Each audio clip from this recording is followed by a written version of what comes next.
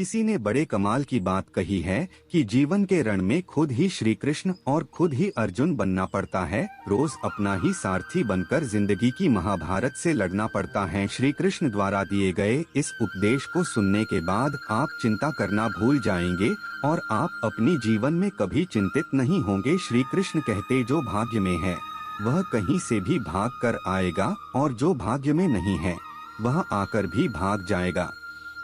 फिर चिंता किस बात की, आप केवल अपना कर्म करते रहें।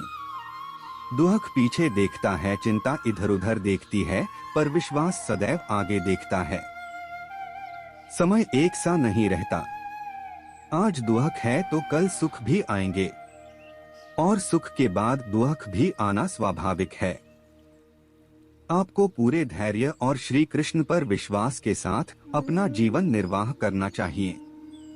लोग अक्सर सच कहने से बचते हैं या डरते हैं, पर सत्य कभी छुप नहीं सकता और न ही कभी मिट सकता है। कितना भी छुपा ले पर सच तो उजागर हो ही जाएगा। इसलिए जो बात सच पर आधारित हो उसे करने या कहने और मानने से कभी नहीं डरना चाहिए। सत्य कभी नष्ट नहीं हो सकता। अच्छा करने से नहीं डरना चाहिए। इस शरीर का मोह मत करो, यह तो माटी है, माटी में मिल जाएगा। अमर तो आत्मा है जो परमात्मा में मिल जाएगी। लोग अपने शरीर को सुंदर बनाने में लगे रहते हैं, पर आत्मा की सुंदरता शरीर की सुंदरता से कहीं ज्यादा महत्वपूर्ण है। शरीर तो नश्वर है, मिट्टी ही तो है, तो मिट्टी में ही मिल जाता है, पर आत्मा अमर है, इसलिए आत्मा की सुंदरता पर ध्यान दो। आत्मा की सुंदरता अपने को श्री कृष्ण में लीन करने में मिलती है। जो हुआ अच्छा हुआ, जो होता है अच्छे के लिए होता है। कभी कभी विपरीत परिस्थितियां हमारी वर्तमान स्थिति को अच्छा करने के लिए आती हैं। मन चंचल है, इसे और संयमित करना कठिन है, लेकिन यह अभ्यास से वश में हो जाता है। मन चंचल होता है, यह इधर उधर भागता है और किसी भी कार्य की एकाग्रता का दुश्मन है। लेकिन यदि यह व्यक्ति के वश में हो जाए तो इससे अच्छा कोई मित्र नहीं है। मन को एकाग्र करना जरूरी है, बस थोड़े से प्रयास और अभ्यास की जरूरत है। मेरे लिए न कोई घृणित है और न ही कोई प्रिय, न कोई निर्धन है और न ही कोई धनी, बस जो भक्ति भाव के साथ मुझे याद करते हैं मैं उनका हूँ और वो मेरे। श्री कृष्ण उन्हीं के हैं जो श्री कृष्ण के हैं। भगवान तो बस प्रेम भक्ति के भूखे हैं। जो भी उनकी भक्ति में लीन होता है, जो भी प्रेम से उन्हें याद करता है, वो सदैव उसका कल्याण करते हैं। मैं हमेशा तुम्हारे साथ और तुम्हारे आसपास रहता है, चाहे तुम कुछ भी कर रहे हो। जब भी आप कोई बुरा कार्य करते हो या अच्छा कार्य करते हो, आपको लगता है कि कोई देख नहीं रहा, तो यहाँ श्री श्री कृष्ण कहते हैं कि तुम जो कुछ भी कर रहे हो मेरी दृष्टि सदैव तुम पर है। इसलिए आप यह मत समझे कि आप अकेले हैं, आपके साथ श्री कृष्ण सदैव हैं। होगा वह भी अच्छे के लिए ही होगा। जो कुछ हुआ अच्छे के लिए हुआ। जो हो रहा है अच्छे के लिए हो रहा है। जो होगा वह भी अच्छे के लिए ही होगा। तो सकारात्मक रहो और अपना कर्म करो। आप वही हैं जिसमें आप विश्वास करते हैं। आप वह बन जाते हैं जो आप मानते हैं कि आप बन सकते हैं। हमारी सफलता और असफलता इस बात पर निर्भर करती है कि हम खुद पर कितना विश्वास करते हैं। व्यक्ति जो चाहे बन सकता है, यदि पूरे विश्वास के साथ अपने लक्ष्य पर लगातार चलता रहे। जिस इंसान के चारों तरफ नकारात्मक लोग रहते हैं, उस इंसान का मंजिल से भटक जाना तय है।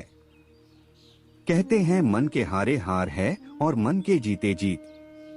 जिस प्रकार सकारात्मक विचारों से सफलता मिलती है, उसी प्रकार नकारात्मक विचार असफलता के मार्ग की ओर अग्रसर करते हैं।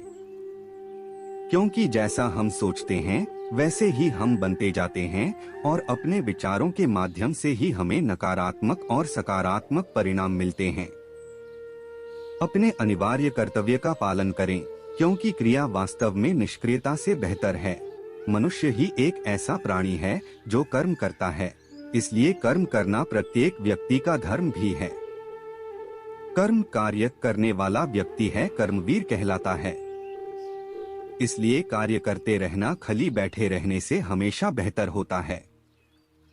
जहाँ भी सभी मनुष्यों के स्वामी कृष्ण हैं और जहाँ अर्जुन सर्वोच्च धनुर्धर हैं, वहाँ भी निश्चित रूप से ऐश्वर्य, विजय, असाधारण शक्ति और नैतिकता होगी। श्री कृष्ण विष्णु जी के 8वें अवतार, जगत के पालनहार और धनुर्धरों में श्रेष्ठ अर्जुन जहाँ होते हैं, वहाँ निश्चित ही विजय, असाधारण शक्ति और नैतिकता होती है। समय हमेशा चलता रहता है, कभी रुकता नहीं। यदि आज बुरा समय है तो कल अच्छा होगा। इसलिए आप बिना किसी स्वार्थ के सिर्फ कर्म कीजिए, फल समय खुद देगा। न तो समय रुकता है और न ही एक सा रहता है। बुरा समय हो या अच्छा समय बदलता जरूर है। आज बुरा है तो कल अच्छा, और अच्छा तो फिर बुरा समय जरूर आएगा। सुख के बाद दुख और दुख के बाद सुख आते जाते रहते हैं। इसलिए इस पर हमारा कोई वश नहीं है, लेकिन कर्म पर हमारा वश जरूर है। आप सिर्फ कर्म करिए, फल की चिंता किए बगैर। समय आने पर फल जरूर मिलेगा। जो अहंकार से मोहित हो जाता है वह सोचता है मैं करता हूँ। जो अज्ञानी व्यक्ति होता है वो यह गलतफहमी पाल लेता है कि मैं करता हूँ, सभी कार्य मेरे द्वारा किए जा रहे हैं, ऐसा जान उसमें अहंकार घर कर लेता है। परंतु इस सृष्टि में जो भी हो रहा है वो तो प्रकृति द्वारा किए जा रहे हैं। अज्ञानता के कारण व्यक्ति में जो मैं का अहंकार जन्म ले लेता है तो उसका पतन होना निश्चित है। मैं किसी का भाग्य निर्माण नहीं करता, हर व्यक्ति अपना भाग्य स्वयं बनता है। श्री कृष्ण कहते हैं कि वो किसी के भी भाग्य के निर्माता नहीं है, व्यक्ति खुद ही अपना भाग्य लिखता है। आप जैसा बीज बोएंगे आप वैसी ही फसल ही काटेंगे। आप जैसा कर्म करेंगे आपको वैसे है परिणाम मिलेंगे। यदि विद्यार्थी मन लगाकर पढ़ाई करेंगे तो परीक्षा में सफल होंगे। इसलिए हर व्यक्ति का भाग्य तभी बदलेगा जब वो ऐसे कर्म करेगा। पृथ्वी, जल, अग्नि, वायु, आकाश, मन, बुद्धि और अहंकार, ये मेरी प्रकृति के 8 विभाग हैं। जो कुछ भी है वो वर्तमान में है, जो बीत गया है वो नहीं आएगा, और जो आने वाला है उसकी चिंता नहीं बल्कि खुले हाथों से इसका स्वागत करें। भ्रम और संदेह से परे, जब आप भगवान से प्यार करते हैं तो आप हर चीज से प्यार करते हैं। मन उन लोगों के लिए दुश्मन की तरह काम करता है जो इसे नियंत्रित नहीं करते हैं, और जिसने अपने मन को जीत लिया है उसके लिए मन सबसे अच्छा मित्र है। कर्म में अकर्म देखता है और अकर्म में कर्म देखता है, वह मनुष्य में बुद्धिमान होता है। जिनके मन और आत्मा में सामंजस्य है, जो इच्छा और क्रोध से मुक्त हैं, जो अपनी आत्मा को जानते हैं, उनके साथ ईश्वर की शांति है। क्या गया है तुम्हारा जो तुम रोते हो? तुम इस संसार में क्या लाए हो जो तुमने खो दिया? तुमने क्या पैदा किया जो खो दिया? क्योंकि तुमने जो भी लिया यही से तो लिया, जो भी दिया यही पर दिया। आज जिसे तुम अपना कह रहे हो कल किसी और का था और परसों किसी और का होगा। फिर क्यों रोते हो? यह प्रकृति है जो सभी गतियों का कारण बनती है। अहंकार से मोहित मूर्ख उस धारणा को धारण करता है जो कहती है मैंने किया। गर्मी और ठंड, सुख और दर्द की भावना इंद्रियों के अपनी वस्तुओं के संपर्क के कारण होती है। वे आते हैं और चले जाते हैं चिरकाल तक। आपको उन्हें स्वीकार करना चाहिए। पूर्ण लगन के साथ अपना कार्य करो, लेकिन उसके फल की इच्छा मत करो, क्योंकि जब आप फल की इच्छा करते हैं तब कहीं न कभी आप अपने कार्य में पूर्ण रूप से समर्पित नहीं हो पाते। गति के लिए चरणों पर ध्यान देना आवश्यक है, किंतु प्रगति के लिए सदैव आचरण पर ही ध्यान देना चाहिए। सप्रकार इस शरीर में रहने वाला बचपन, युवावस्था और वृद्धावस्था से गुजरता है, उसी प्रकार मृत्यु के समय वह केवल दूसरे प्रकार के शरीर में प्रवेश करता है। बुद्धिमान इसके बहकावे में नहीं आते। यह शरीर तुम्हारा है और न तुम इस शरीर के। यह शरीर तो अग्नि, जल, वायु, पृथ्वी, आकाश से बना है और इसी में मिल जाएगा। परंतु आत्मा स्थिर है। फिर तुम क्या हो? तुम अपने आप को मुझे अर्पित करो। यही सबसे उत्तम सहारा है। जो इसके सहारे को जानता है वह भय, चिंता, शोक से सर्वदा मुक्त है।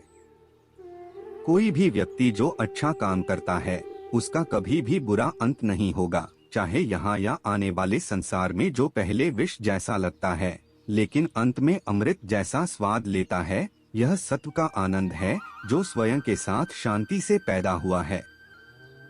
उम्मीद ही आपको रिश्ते में कमजोर बनाती है। उम्मीद का जन्म आपके मन में ही होता है। कर्म मुझसे नहीं चिपके रहते क्योंकि मैं उनके परिणामों से जुड़ा नहीं हूँ।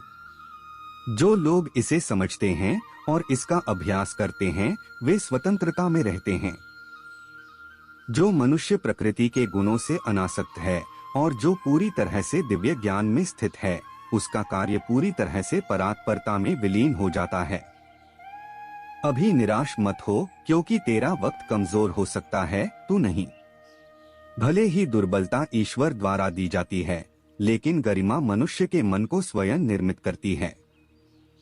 आत्मा अमर है, न तो इसे कोई शस्त्र काट सकता है और न ही अग्नि इसे जला सकती है। जल इसके तेज को बुझा नहीं सकता और न ही वायु इसे सुखा सकती। किसी और के जीवन की नकल को पूर्णता के साथ जीने की तुलना में अपने भाग्य को अपूर्ण रूप से जीना बेहतर है। आप बुराई से कुछ समय के लिए बच सकते हो लेकिन बुराई तो तुम्हें हजारों की भीड़ में भी तुम्हें ढूंढ